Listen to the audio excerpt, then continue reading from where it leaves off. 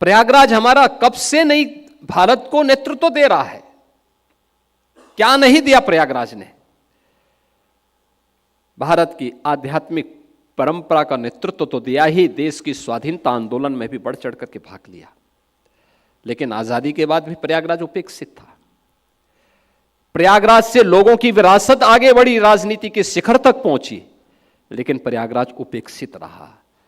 और प्रयागराज का एक सस्टेनेबल डेवलपमेंट का जो प्लान किसी ने तय किया, प्रधानमंत्री मोदी जी की सरकार, मोदी जी के नेतृत्व में ही अब यह संभव हो पाया 2019 में। और 2025 के महाकुंभ के बहाने आज प्रयागराज में आप देख सकते हैं, इस वर्ष अकेले 200 से अधिक सड़कों को हम लोगों ने उनका डेवलपमेंट किया है। सिंगल लेन को डबल लेन में, डबल लेन को 4 लेन में। अंडरपास थे जो सिंगल थे उनको डबल कर दिया गया।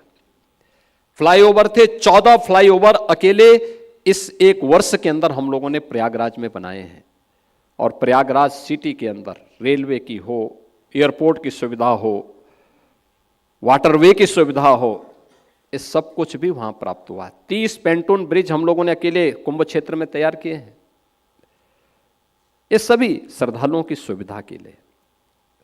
भारत की आध्यात्मिक विरासत पर देश और दुनिया गौरव की अनुभूति कर सके।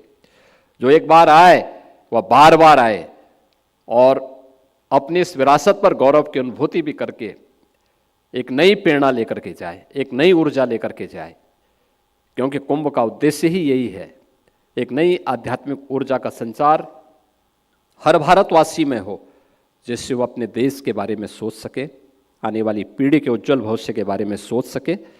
और इसी उद्देश्य के साथ उत्तर प्रदेश सरकार और भारत सरकार मिलकर के इस पूरे आयोजन को पूज्य संतों के सानिध्य में भक्तों की सुविधा के लिए सुलभ बनाने का कार्य कर रही है।